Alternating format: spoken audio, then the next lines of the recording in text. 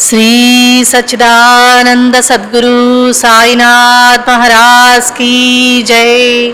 श्री सच्चिदानंद सद्गुरु अलिवेलु मंगम्म सहित भरद्वाज महाराज की जय। जय साई मास्टर। మా పెద్దనాన్నగారైనటువంటి మాస్టర్ ఈకే గారికి మనసారా నమస్కారాలు తెలియజేసుకుంటున్నాను.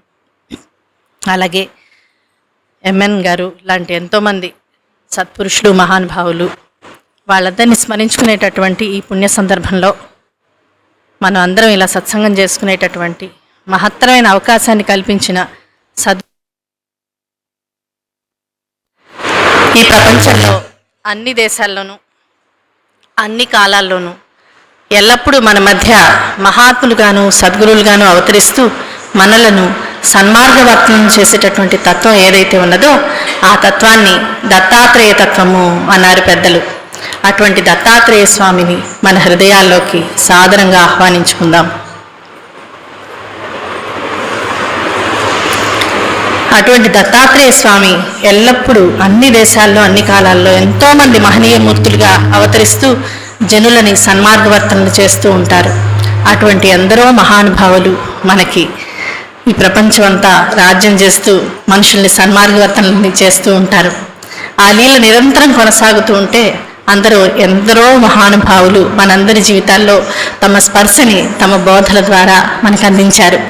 అటువంటి స్పర్శ వాళ్ళ బోధల ద్వారా వాళ్ళ రచనల ద్వారా వాళ్ళతో ఉండేటటువంటి అనుబంధం ద్వారా మనందరికీ లభించడం వాళ్ళందరి కృపకే నిదర్శనం.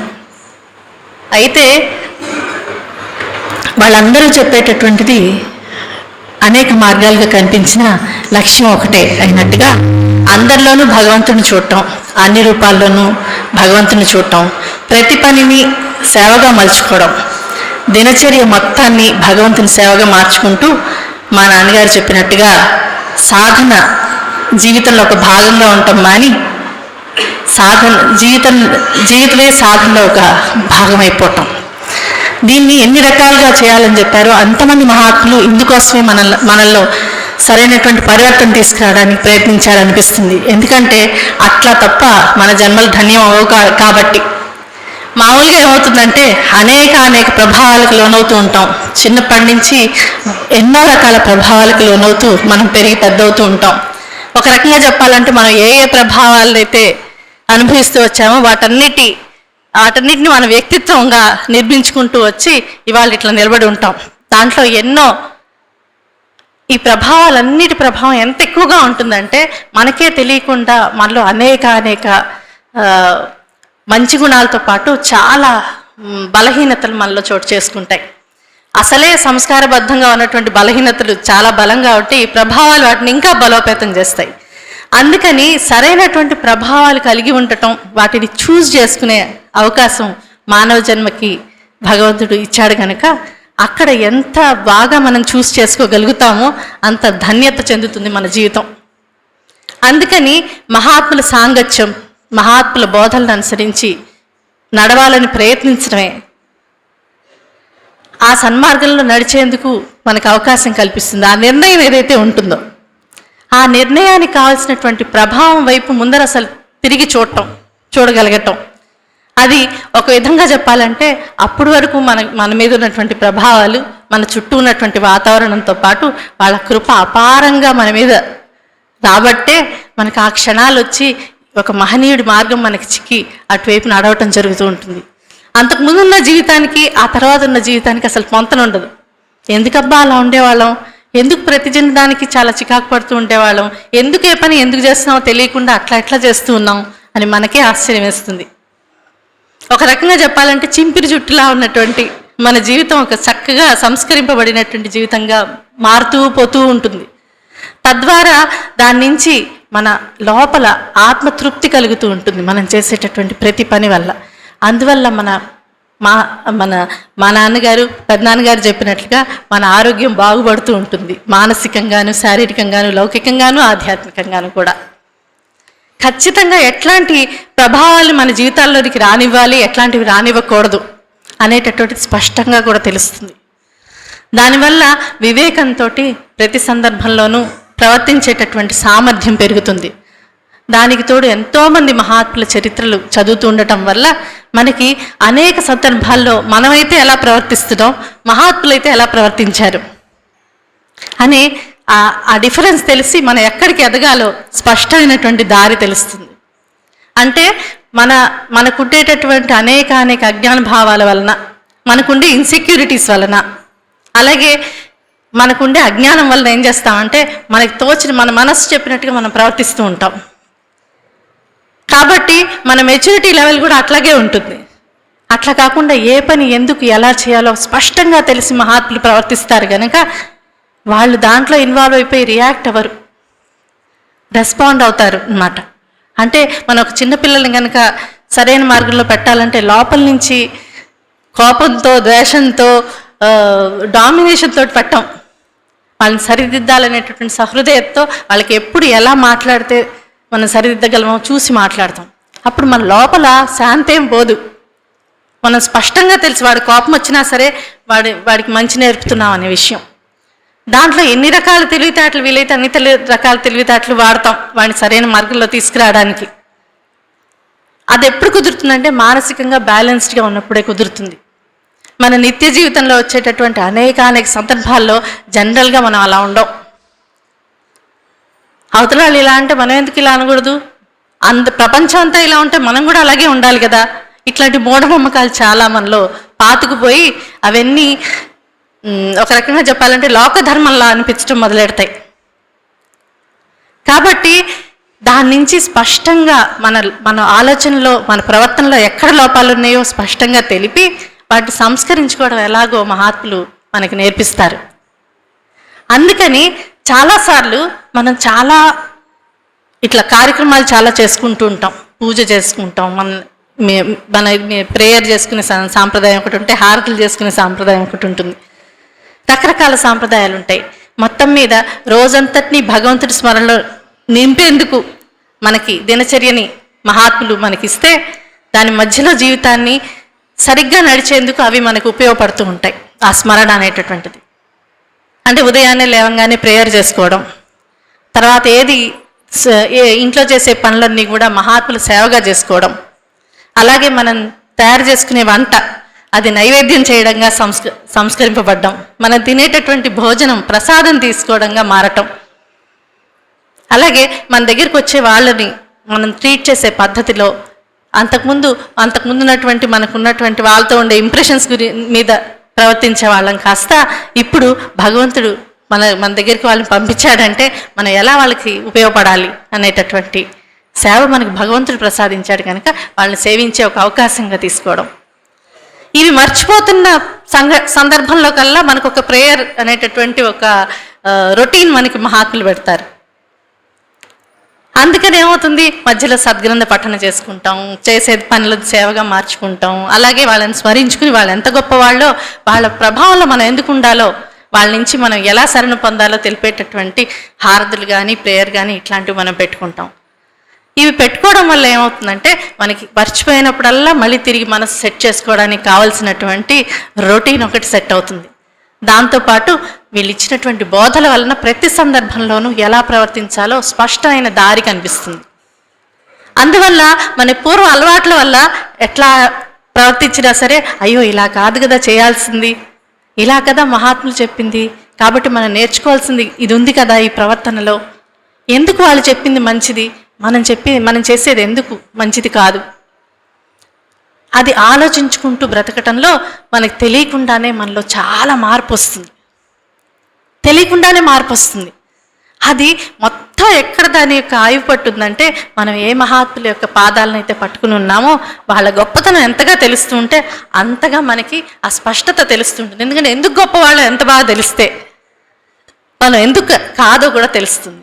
అంటే అది పాసిబిలిటీ అని కూడా అర్థమవుతుంది. కాబట్టి ఏమవుతుందన్నమాట, ఓహో ఇలా ఉండొచ్చు అనమాట, ఇలా ఉండాలన్నమాట, కానీ మనం ఇలా ఉన్నాం కాబట్టి దీని నుంచి అది నేర్చుకోవాలి అని మనకి మనస్సుకు ఒక నేర్చుకోవాల్సిన పాత్ ఉంటుంటుంది. మనం నేర్చుకునేది మహాత్ముల వైపుకి వెళ్ళటం సిన్సియర్గా ఎప్పుడైతే ట్రై చేస్తున్నామో మన చుట్టుపక్కల వాళ్ళ అట్లాంటి వాళ్ళని ఏర్పరచుకుంటాం కూడా పరిచయాలుగా.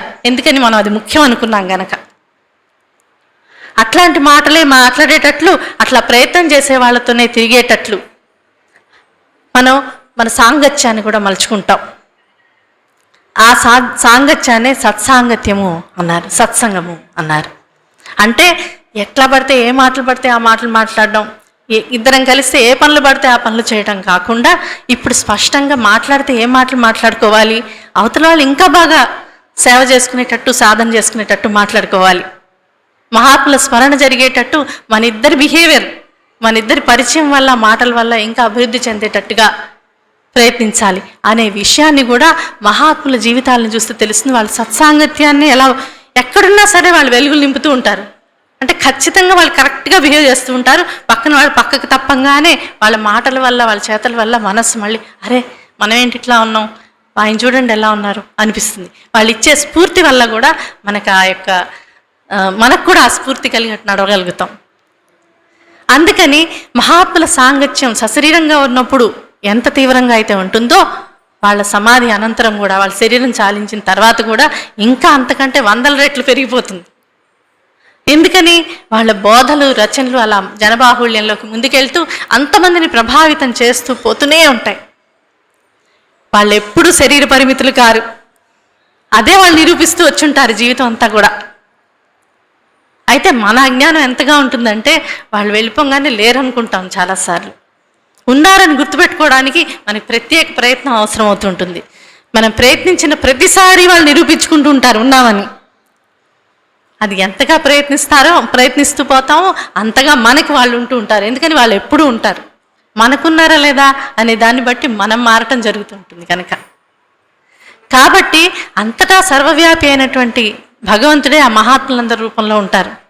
అందుకే వాళ్ళకి ప్రత్యేకించి ఏ ప్రయత్నం లేకుండానే అందరి మనసులో విషయాలు తెలియటం, అన్ని సమస్యలకి వాళ్ళే పరిష్కారంగా ఉంటూ ఉంటారు.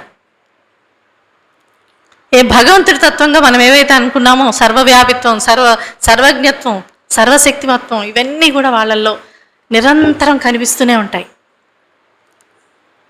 అవి ఉన్నవాళ్ళు శరీర పరిమితులు ఎందుకు? మనల్ని ఉద్ధరించడం కోసమే వాళ్ళు శరీరాన్ని ధరించి వస్తారు కనుక.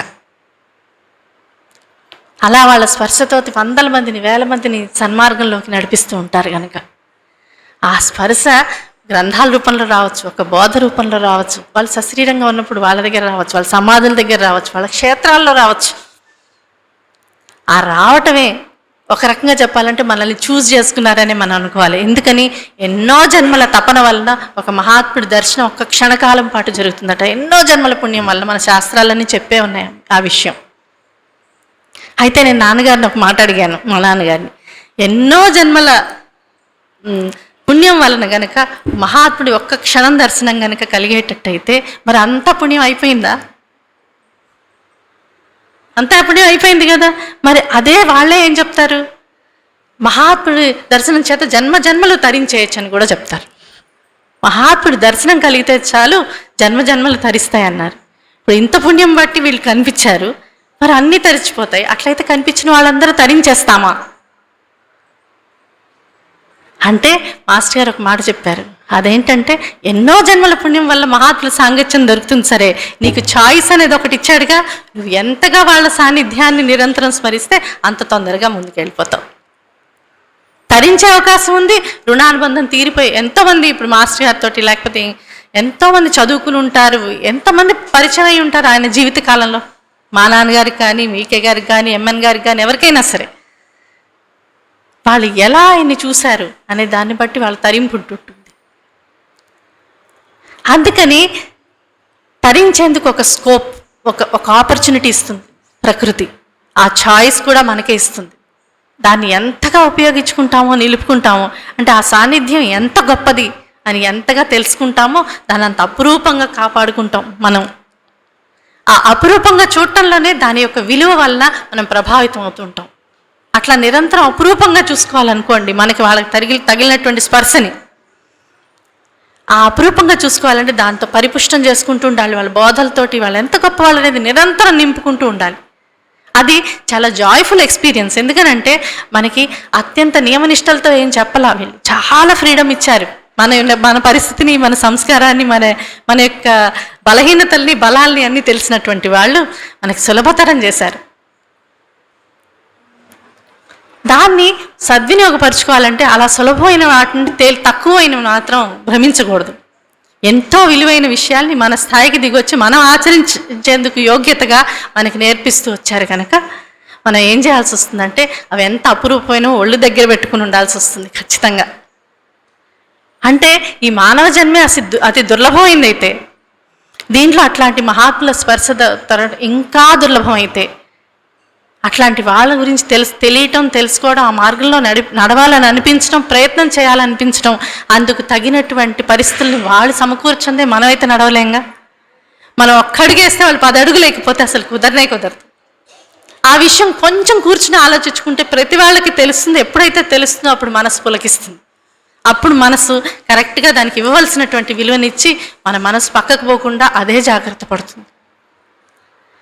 కాబట్టి వాళ్ళ తత్వాన్ని, వాళ్ళ బోధల్ని అందుకోగలగటం ఎంత అమూల్యమైందో నిరంతరం గుర్తుపెట్టుకోవడానికి ఏమైనా పాటలు పడచ్చు. లేకపోతే ఏమవుతుంది తెలుసా, సేవ సేవ సేవ అంటుంటాం, అది కాస్త పనిగా మారిపోతుంది. ప్రార్థన పూజ పూజ పూజ అనుకుంటాం, అదొక అలవాటుగా మారిపోతుంది. ఏంటంటే నోటికి వచ్చేస్తాయి కదండి, నోటిపాటికి నోరు చేసేసుకుంటూ పోతూ ఉంటుంది. మనస్సు దాని మీద ఏం నిలవదు. ఆగి ఎక్కడ చదువుతున్నావు అంటే గుర్తురాదు మనకి. అది మనందరం అట్లాంటి స్థితిలో ఉన్నవాళ్ళమే. దాని నుంచి ఎదుగుతూ అసలు అందులో ఉన్న విషయం ఏమిటి నీ భావంతో చేసినప్పుడే నిజమైనటువంటి పరివర్తన కలగటం మనందరికీ కూడా అనుభవం. కాబట్టి ఒక రోజులాగే గడిపేయటమా, లేకపోతే దాన్ని మన్నాటికి ఇంకొంచెం పరిపుష్టం చేసినటువంటి రోజుగా మలుచుకోవడమా, లేకపోతే మామూలుగా ఇంట్లో చేసే పనులను కూడా సేవలుగా మలుచుకోవడమా, లేకపోతే సేవను కూడా పనిలాగా చేసేసుకుని వంతులకిను కీచులాటలకి పోవడమా.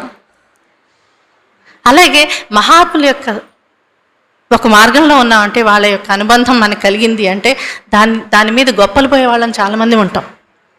మనమే రకరకాలుగా ఉంటాం. ఒక్కోసారి వినయం కలుగుతుంది, ఒక్కోసారి గర్వం కలుగుతుంది.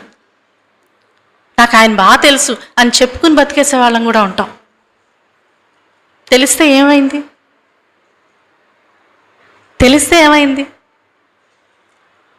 తెలిసినందువల్ల మనకు వచ్చిన ప్లస్ పాయింట్ ఏంటి? తెలియని వాళ్ళకి తెలిసిన వాళ్ళకి మనకు తేడా ఏమొచ్చింది అంటే, ఇంకా మహాత్ముల స్పర్శ తగిలిన తర్వాత కూడా ఇంకా ఇన్ని బలహీనతలతో ఉన్నామంటే మనకి ఎంత ప్రయత్నం కావాలి అనే దగ్గర మనం నిగర్వంగా ఉండాలి తప్పిస్తే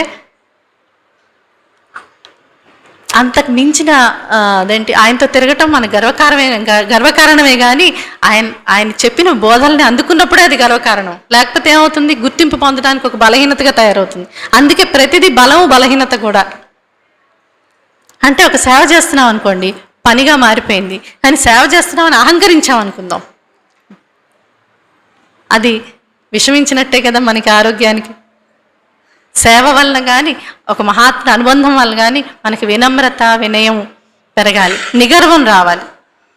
అంతేగాని నేను మాస్టర్ గారితో కూడా తిరిగాను తెలుసా నీ గర్వం వచ్చిందనుకో, నువ్వెంత అసలు చూడలేదు, లేకపోతే నువ్వు ప్రేయర్ కూడా చేయవు, నువ్వు పారాయణ కూడా చేయవు, నేను ఆయనతో ఎంత తిరిగాను నాకు అక్కర్లేదు, అన్నీ నాకు ఆయన చెప్పేస్తే ఇలాగే ఎందుకున్నాము, అక్కడ కదా ప్రాబ్లం. ఆయన వాళ్ళు చెప్తూనే పోతూనే ఉంటారు, ఇప్పటికీ నేర్పిస్తూనే ఉంటారు. వాళ్ళ చేయబట్టి నడిచినప్పుడల్లా నడిపిస్తూనే ఉంటారు. అది గుర్తుపెట్టుకుని వెళ్తున్నంతకాలం మనం వాళ్ళ వెనకాల నమస్కరిస్తూ పోతూ ఉంటాం. అందుకని విద్య వల్ల వినయం రావాలి అంటానికి ఇప్పుడున్న విద్యావంతులకు ఉన్న గర్వం, అదే బలహీనత మనకు అన్ని సందర్భాల్లో పనిచేస్తూనే ఉంటుంది. మళ్ళీ బలహీనతలు పనిచేస్తూనే ఉంటాయండి. అయితే ఆ బలహీనతలు ఉన్నాయని తెలుసుకోవడం, వాటిని కరెక్ట్ చేసుకోవడానికి ప్రతి సందర్భము ఒక చక్కటి అవకాశమే. మన మనసును గమనించుకుంటూ మనం చేసే పని పట్ల మన భావం ఎలా ఉంది, అసలు అనుక్షణం మన మనస్సు ఎలా పనిచేస్తుంది అనేది గమనించుకుంటూ మహాత్ములు ఎట్లా ఉంచుకోమన్నారు, మనం ఎట్లా ఉంటున్నాం అనేది బ్యారేజ్ వేసుకుంటూ పోతూ ఉంటే మనం చెప్పుకున్నట్టుగా పని కాస్త సేవగా మారిపోతుంది. ప్రతి క్షణం పరచడమే అవుతుంటుంది. మనం మాట్లాడిన మాట వాళ్ళని కీర్తించడమే అవుతుంది. మనం చేసే పూజ శ్రద్ధగా వాళ్ళకి పూజ జరుగుతూ ఉంటుంది. అది అలవాటుగా మారిపోదు, లేకపోతే ఒక కార్యక్రమం అయిపోదు. లేకపోతే ఇన్ని పుణ్యకార్యాలు ఇన్ని చోట్ల జరుగుతున్నాయి కదా, ఎంత ఎంత ఈ పాటికి ప్రపంచం ఎంత మారిపోవాలి, ఎంతో మారిపోవాలి, ఎంతో ఆరోగ్యకరంగా తయారవ్వాలి. అట్లా కాకుండా దీనిపాటికి ఇది అట్లా ప్రపంచం ఉంటుంది అంటే ఈ మార్పు తెచ్చుకోవాలని చెప్పినటువంటి మహనీయుల మాటల్ని పక్కన పెట్టి మనం కార్యక్రమాల్లో పడిపోతున్నాం అని అర్థం. ఇదిగో ఇచ్చేసాం, ఇంతమందికి అన్నదానం చేసాం, లేకపోతే ఇంతమందికి ఇన్ని యజ్ఞాలు చేసాం, లేకపోతే ఇంత డబ్బులు ఖర్చు పెట్టి ఇంకేదో కార్యక్రమం చేసాం, లేకపోతే ఎక్కడికో వెళ్ళి నడిచి వచ్చాం, యాత్ర చేసి వచ్చాం. యాత్ర అంతా ఏం చేసావు? స్మరణ చేసుకుంటూ వెళ్ళావా? వెళ్తున్న ప్లేస్ ఎట్లాంటిదో ఒళ్ళు దగ్గర పెట్టుకుని మళ్ళీ జన్మలో వెళ్ళటం కుదురుతుందో లేదో, రేపు బతుకుంటాం లేదో కూడా తెలియదు మనకి. అట్లాంటప్పుడు ఎట్లా వెళ్ళాలి? ఎట్లా వెళ్తే అది యాత్ర అవుతుంది, లేకపోతే యాత్ర పేరుతో ఒక విహార యాత్ర అవుతుంది. ఒక సత్సంగం నిజంగా సత్సంగం ఎప్పుడవుతుంది? లేకపోతే ఆ కాసేపు గబగబా భజన చేసేసుకుంటాం, ఒక రొటీన్లో పడిపోతాం. ఇట్లా చెప్పారు, ఇట్లా చెప్పారు, ఇట్లా చెప్పారు, చేసేసుకున్నాం, అయిపోయింది, మనం ఆశా చెప్పినట్టే చేస్తున్నాంగా అనుకుంటాం. అట్లా కాకుండా దానివల్ల వచ్చే మార్పు కోసం అది అని మాస్టర్ గారు కానీ, ఈ మాస్టర్ గారు కానీ, ఏ మాస్టర్ గారు అయినా సరే చెప్పేది ఏంటంటే, ఎందుకు చేయాలి, దేన్ని పొందటం కోసం అది చేయాలి, ఏ మార్పు కోసం ఏదైనా చేయాలి, ఉద్దేశించబడింది. అందుకనే వీటన్నిటిని సాధనాలు అన్నారు కదా. ఇవన్నీ ఏం సాధించడం కోసం సాధనాలు? ఏది వాళ్ళకి మనలో ఏ మార్పు కోసం అయితే వాళ్ళు దిగొచ్చి మన జీవితాల్లో వెలుగులు నింపుతున్నారో ఆ మార్పు కోసం వాళ్ళు దానికోసం ఎదురు చూస్తున్నారు. దానికోసమే మన జీవితాల్లోకి వచ్చారు. దానికోసమే మన జీవితంలో ఏం చేసుకుంటే మంచిదో మనకి చెప్పారు. దాన్ని ఆచరించుకుంటూ పోవడంలో మానసికంగా మనలో వచ్చేటటువంటి పరిణతి, ఆ పరిణతి కోసమే వాళ్ళు వచ్చారు. కాబట్టి మనం ఇంత మహాత్ముల మార్గంలోకి వచ్చేటటువంటి మహోన్నతమైన అవకాశాన్ని ఈ ప్రకృతి అనండి, లేకపోతే మహాత్ములే అనండి, ఆ భగవంతుడు మనకి ఏ రూపంలోనైనా ప్రసాదిస్తూనే ఉన్నాడు, అన్ని రూపాల్లో ప్రసాదిస్తున్నాడు. దాని పట్ల కృతజ్ఞత, పవిత్రత అని చెప్పారు మా అమ్మగారు. రెండు ఖచ్చితంగా మర్చిపోకూడదు అని. ఒకటి కృతజ్ఞత, ఒకటి పవిత్రత. అన్నీ పవిత్రమైనవే దీంట్లో, ప్రపంచంలో. దానికి మన మాలిన్యాలు అంటించి చూస్తాం. మన మాలిన్యాలు అంటించి మన కళ్ళజోడు కనుక పచ్చ కామెర్లు ఉన్న వాడికి అంత పచ్చగా కనపడుతుంది అన్నట్టుగా, మన కళ్ళజోడు కనుక మరకలు ఉంటే అంత మరకలు కనుక కనపడుతున్నట్టుగా మన బలహీనతల్లోంచి పవిత్రమైన ప్రకృతిని చూస్తాం కనుక మన బలహీనతలే మనకి తిరిగి కనిపిస్తూ ఉంటాయి, అందులో మచ్చల్లాగా. కాబట్టి ఆ కళ్ళజోళ్ళని సరి చేసుకోవడము, ఆ కామెర్లను తగ్గించుకోవడం చేసుకుని తీరాలి. కాబట్టి భగవంతుడు సృష్టించినటువంటి సృష్టిలో ప్రతిదీ అతి పవిత్రమైందే. అట్లాంటిది చూడగలిగి సరిగ్గా సరైనటువంటి ఆలోచన కలిగించేటందుకు కావలసినటువంటి పనిముట్లన్నీ ఇచ్చినటువంటి శరీరం, మనస్సు ఇవన్నీ మనకి ఇచ్చారు. ఎందుకు? ఇవన్నిటిని ఉపయోగించి సరైన మార్గంలో నడవడం కోసం. ఇవన్నీ ఇచ్చినందుకు కృతజ్ఞత, ఈ జన్మ ఇచ్చినందుకు కృతజ్ఞత, వాళ్ళ స్పర్శ మన జీవితంలో ఇచ్చినందుకు కృతజ్ఞత. ఈ పవిత్రత, కృతజ్ఞత అనేది ఉండి ఎప్పుడు వాళ్ళ కరుణ కోసం జోలు పట్టుకుని ఉండాలి అని చెప్పేవారు అమ్మగారు. కాబట్టి ఎప్పుడు జోలు పట్టుకుని రెడీగా ఉండాలి. ఎప్పుడు కరుణ వస్తుందా మనం అందుకోగలగాల అని, దానికి అర్హత సంపాదించేందుకు ప్రయత్నించాలి అని. ఎందుకని అపారంగా కరుణ వర్షిస్తూనే ఉంటే మనం గొడుగు పట్టుకుని తిరుగుతూ ఉంటాం, అది వర్షం లేకుండా. అది కాదు, జోలు పట్టుకుని నిలబడాలి అని చెప్పేవారు. దానికి కావాల్సిన స్వచ్ఛత మనలో రావాలంటే ఈ మాలిన్యాలన్నీ పోతూ ఉంటే ఆ గొడుగు తీయడం జరిగి ఆ కరుణ మనకు అనుభవం అయితే అప్పుడు మన జీవితం ధన్యం అవుతుంది. కనుక ఇప్పుడు చేసే ఈ ప్రయత్నాలన్నీ అది సాధించడం కోసమే. ఆ తర్వాత అంటారా, వాళ్ళు ఎటు నడిపిస్తే అటు నడవడానికి మనకి ఏ అడ్డంకులు లేనటువంటి స్థితి, ఏ బలహీనతలు అడ్డురానటువంటి స్థితి, తల వంచుకుని నడవగలిగేటటువంటి కెపాసిటీ, అది ఆ సామర్థ్యం వచ్చిన తర్వాత ఆ తర్వాత కరుణ తప్ప ఇంకోటి మనకు తెలియదు కనుక అప్పుడు ఆనందం తప్ప ఇంకోటి ఉండదు. అది విశేషంగా ఇట్లా పవిత్రమైనటువంటి జీవితం గడుపుతున్నటువంటి మహాత్ముల మధ్య ఉన్నప్పుడు మనం స్పష్టంగా చూడొచ్చు, అంటే ప్రాక్టికల్గా చూడొచ్చు. ఇంత ఉన్నతంగా జీవితం గడపవచ్చా, ఇంత ఆనందంగా ఉండొచ్చా అసలు అనే ఒక పాజిబిలిటీ మనలో ఒక ఆశ్చర్యాన్ని కలిగిస్తుంది. ఆశ్చర్యంతో పాటు వాళ్ళు ప్రేమ స్వరూపులు కనుక అంతటి ప్రేమ ఇంకెక్కడా పొందలేం కనుక తిప్పుకోలేనట్టుగా ఉంటుందన్నమాట. ఆ ప్రభావం ఆశ్చర్యంగా ఉంటుంది, అద్భుతంగా ఉంటుంది. ఆ ప్రేమ మనలో కూడా నిజమైన ప్రేమ పుట్టడానికి కొంచెం అవకాశం ఉంటుంది. కాబట్టి వాళ్ళ దగ్గర ఎటువంటి మనలో ఉన్నటువంటి మాలిన్యాలు ఎన్నున్నా సరే వాటికి అతీతంగా వాళ్ళ ప్రేమ కురుస్తూ ఉంటుంది కనుక అట్లాంటి ప్రేమ మరొకరి దగ్గర దొరకదు కనుక మనకు సహజంగానే వాళ్ళ మీద మనస్సు నిలిచిపోతుంది. నిలిచిన తర్వాత ఏం చేస్తాం? మన బలహీనతలు మనకే ఉన్నాయి, ఇంకా పోలా. ఆ ప్రేమను ఆలంబనగా చేసుకుని వాళ్ళు ప్రూవ్ చేసినటువంటి జీవిత విధానాన్ని ఆలంబనగా తీసుకుని, ఆ ధర్మ మార్గాన్ని ఆలంబనగా చేసుకుని మనలో అధర్మంగా ఉన్న అంశాలన్నిటినీ సరి చేసుకునేందుకు గాను అదే ఆలంబనగా పట్టుకుని నడవటం మొదలుపెట్టాలి.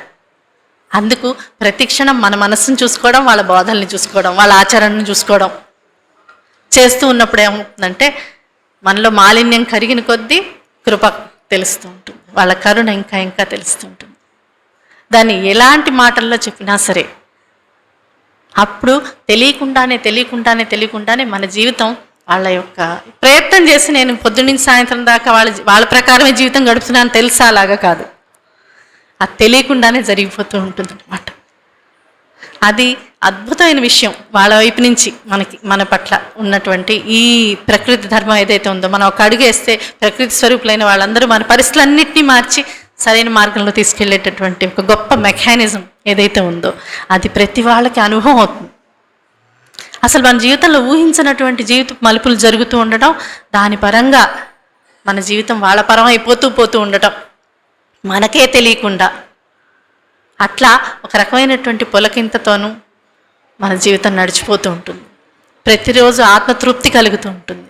రేపు చేయాలన్న ఉత్సాహం, ఏం చేయాలి ఇంకా అన్న ఉత్సాహం, వాళ్ళు చేసేది ఎంత మనకి జీవితంలో చేస్తున్నారో తెలుస్తూ ఉంటుంది కనుక ఇంకా కృతజ్ఞత కలుగుతూ ఇంకా చేయాలనేటటువంటి తపన కలిగి వాళ్ళ మార్గంలో మనం తెలియకుండానే ముందుకెళ్ళటం జరుగుతుంటుంది. అట్లాంటి స్టేజ్ వచ్చే వరకు అయితే సిన్సియర్గా ప్రయత్నం చేయాలి. ఆ ప్రయత్నం ఎలా చేయాలో కూడా వాళ్ళు చెప్తూనే వచ్చారు. కాబట్టి ఇప్పుడు చేసుకునేటటువంటి ఇట్లాంటి కార్యక్రమాలు ఎన్నో పడాలంటే ఎట్లాంటి మనసుతో అక్కడికి వెళ్ళాలో వాళ్ళ బోధల్లో ఉన్నాయి కనుక అది జాగ్రత్తగా పెట్టుకుంటే ఈ సందర్భాలన్నీ మనం 10 మందితో కలిసినప్పుడు మన బలహీనతలన్నీ బయటపడుతుంటాయి. ఆ బయటపడుతున్న వాటిని సరిదిద్దుకునేందుకు అవకాశాలుగా తీసుకుని అవి సరైనటువంటి మార్గంలో, వాళ్ళు చెప్పిన మార్గంలో మనందరం నడవాలని, అలా ఈ ప్రపంచం అంతా ఒక వసుధైక కుటుంబంగా ఉండి సన్మార్గవర్తనలై ఆ మహాత్ములందరి మార్గంలో నడుస్తూ వాళ్ళు ఆశించినటువంటి సమాజం, అలాగే ఆధ్యాత్మికవేత్తలతో కూడినటువంటి సమాజం, ధర్మబద్ధమైన సమాజం, వాళ్ళు వేసేటటువంటి ఈ పెద్ద ప్రణాళికలో మనల్ని భాగస్థుని చేసి మనల్ని తీసుకుని వెళ్తున్నందుకు కృతజ్ఞతతో మనందరం వాళ్ళందరికీ మరొకసారి కృతజ్ఞతలు తెలుపుకుంటూ జై సాయి మాస్టర్. శ్రీ సచ్చిదానంద సద్గురు సాయినాథ్ మహారాజ్ की जय. శ్రీ సచ్చిదానంద సద్గురు అలివేలు మంగమ్మ సహిత భరద్వాజ మహారాజ్ की जय. జై సాయి మాస్టర్. పెద్దనాన్నగారికి, ఎంఎన్ గారికి, మహాత్ములందరికీ నమస్కారాలు, కృతజ్ఞతలు. జై సాయి మాస్టర్. ఉందా? జై సాయి మాస్టర్. చెప్పండి. ఎగ్జాంపుల్సా అంటే దేనికన్నా చేసిన దానికా?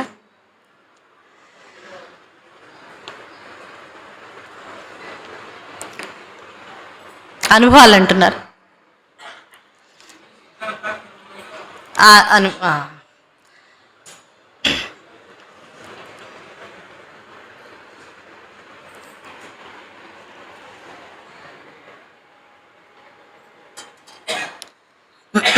నాకు వెంటనే అయితే అమ్మగారి వేసి స్ఫురిస్తున్నాయి.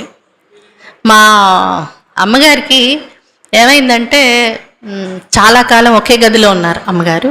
మొదటి నుంచి ఆర్థరైటిస్ పేషెంట్ ఆవిడ, రొమటైడ్ ఆర్థరైటిస్. కానీ మాకైతే ఒక రకంగా అమ్మగారిని చూస్తూ ఉంటే ఎప్పుడు అనిపించేది,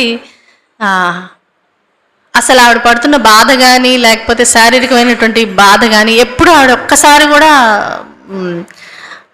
ఒక డిప్రెషన్ లాగా కానీ అయ్యో నేను ఇట్లా కూర్చుండిపోయాను అనే బాధ కానీ లేకపోతే నేనేం చేయలేకపోతున్నాను అంటే నా చిన్నప్పుడు మా తమ్ముడు పుట్టక ముందే అంటే నాకు 3-4 ఏళ్ళు ఉన్నప్పటికే నాకు ఊహ తెలిసేటప్పటికే ఆవిడకి ఆర్థరైటిస్ స్టార్ట్ అయిపోయింది.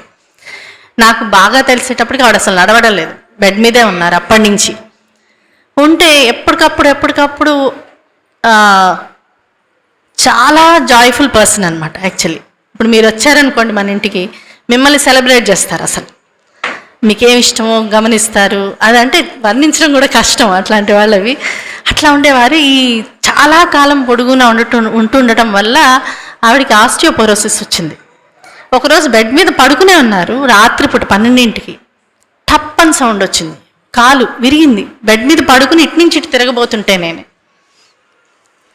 నాకు చూడంగానే, నేను అంతకుముందు ఇంకొక 2-3 పేషెంట్స్ని చూడటం వల్ల నాకు కాలు వంకరగా తెలిసి ఇది ఫ్రాక్చరే అనిపించింది. సరే తెలిసిన డాక్టర్ ఉంటే ఆవిడని కూకట్పల్లి నుంచి పిలిపిస్తే చూసి ఆవిడ వెంటనే ఫ్రాక్చర్, దీన్ని తప్పకుండా సర్జరీయే చేయాలి అన్నారు. అక్కడి నుంచి మనం హాస్పిటల్కి తీసుకెళ్ళిన తర్వాత తీసుకెళ్లే క్రమంలోనే ఇంకో 3 ఫ్రాక్చర్స్ అయినాయి. అంటే ఎంత డెలికేట్గా ఉన్నాయి. అక్కడ చూసి డాక్టర్లు చూసి నర్సులు చూసి మేమెవరం ముట్టుకోం, ఆవిడ ఈ బెడ్ నుంచి థెరపీ లోపల ఎన్ని ఫ్రాక్చర్స్ అవుతాయో తెలీదు, మాకు రెస్పాన్సిబిలిటీ లేదు, మేము చేయం అన్నారు. అయితే ఒక హాస్పిటల్ నుంచి మనం మార్చేసాం ఆ మాట అంటే డాక్టర్లు ముట్టుకోమన్నారు అసలు. సరే మొత్తానికి ఇంకొక హాస్పిటల్కి తీసుకెళ్ళాం, వాళ్ళు తీసుకెళ్లారు. మాకు అసలు గ్యారంటీ లేదండి. అక్కడికి వెళ్ళిన తర్వాత మళ్ళీ 3 ఫ్రాక్చర్లు, ఈ కాలికి ఈ చేతికి 4 ఫ్రాక్చర్లు అయిపోయినాయి. అయిపోయిన తర్వాత ఒకరోజు పొద్దున్నే నేను వెళ్ళేటప్పటికి ఇంకొక చోట నాకు వంకరగా కనిపించింది, కాలు కనిపించేటప్పుడు నా ఫ్రాక్చర్ అన్నాను. డాక్టర్ గారు అప్పుడే వచ్చారు రౌండ్స్కి. అంటే నాకు ఫ్రాక్చర్ అనిపిస్తుంది అన్నాను. అంటే ఊరుకోమ్మా ఫ్రాక్చర్ ఉంటే అట్లా ఈవిడ డాక్టర్లు రాగానే డాక్టర్ గారు భోంచేశారా, బాగున్నారా అని నవ్వుతూ అంటారనమాట. అనేటప్పటికీ ఆయన ఊరుకోమ్మా ఫ్రాక్చర్ అయితే అలా నవ్వరు అని అన్నారు. కాదు డాక్టర్ గారు నాకు అనుమానంగా ఉంది, ఒకసారి చూడండి అంటే ఇంకా కొంచెం ఇంకొక 2-3 డాక్టర్లు కొద్దిగా డివోటీస్ అనమాట. వాళ్ళని చూసి ఇంకా మొహమాటంగా సరే తీసుకురండి ఇక్కడే చూద్దాం అని విసుగ్గా వెళ్ళిపోయాడు. ఒక పావుగంట అయిన తర్వాత ఆయన పరిగెత్తుకుంటూ వచ్చారు. వచ్చి నిజమేనండి వేదవతి గారు ఫ్రాక్చరేనండి అది. అలా నవ్వుతూ ఉంటే ఎట్లాగమ్మా మాకు తెలిసేది, పేషెంట్ అన్నాక కాస్త బాధపడాలమ్మా, లేకపోతే మాకు ఎలా తెలుస్తుంది అన్నారు. అన్న తర్వాత బాధ లేదా అంటే శారీరకంగా బాధ మాత్రం అనుభవిస్తున్నారు, పెయిన్ ఉంది. కానీ గురుకులం పిల్లలు మా హోమ్ స్కూలింగ్ పిల్లలు ఉన్నారు, వాళ్ళు ఈ అమ్మగారిని మేము బెడ్ మీద తీసుకురావడం చూశారు. ఈవిడికి అది లోపల ఉందన్నమాట. ఏమని వాళ్ళు బాధపడుతున్నారేమో, వాళ్ళు డిప్రెషన్లో ఉన్నారేమోనని. రేపు సర్జరీ అనగా ఇవాళ సాయంత్రం స్పెషల్ పర్మిషన్ తోటి హాస్పిటల్కి పిలిచాం. ఎందుకనంటే అమ్మగారు ఉండరు, ఈ సర్జరీ అయిన తర్వాత అమ్మగారు ఉండరని చెప్పారు డాక్టర్లు. అయితే ఆవిడ చాలా వీక్గా ఉన్నారు, మీరు డిసైడ్ అయిపోండి, ఆవిడైతే శరీరం వదిలేస్తారు, కానీ అంతకన్నా ప్రయత్నం చేయకుండా అయితే ఉండలేము, ఆవిడ కదిలిస్తే చాలు ఫ్రాక్చర్ అయిపోతుంది, ముందర అది ఫిక్స్ చేయాలి కదా, కాబట్టి మీరు డిసైడ్ అయిపోండి అని చెప్పేశారు. నాకు అమ్మగారికి తెలిసే ఉంటుంది కదా. కాబట్టి ఆ పిల్లలందరినీ పిలిచి వాళ్ళకి కేక్ తెప్పించి వాళ్ళందరి చేత భజనలు చెప్పించి, ఒకవేళ ఒక పక్క ఈవిడికి 4 ఫ్రాక్చర్లు ఉన్నాయి అక్కడ, చెప్పించి వాళ్ళని పంపించేశారు. పంపించిన తర్వాత మన్నాడు సర్జరీ అయిపోయింది. సర్జరీ అయిన తర్వాత బాగా అపస్మారక స్థితిలో ఉన్నారు అమ్మగారు. కరెక్ట్గా ఇదే అక్టోబర్ టైమే, ఇంకా 4 రోజుల్లో విజయదశమి ఉంది.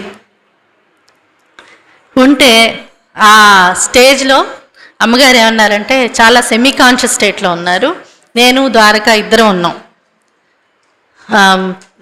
వెళ్ళి అమ్మ ఎలా ఉంది అంటే నవ్వుతూ తల ఊపేవారు అంతే, అసలు మాట్లాడట్లా.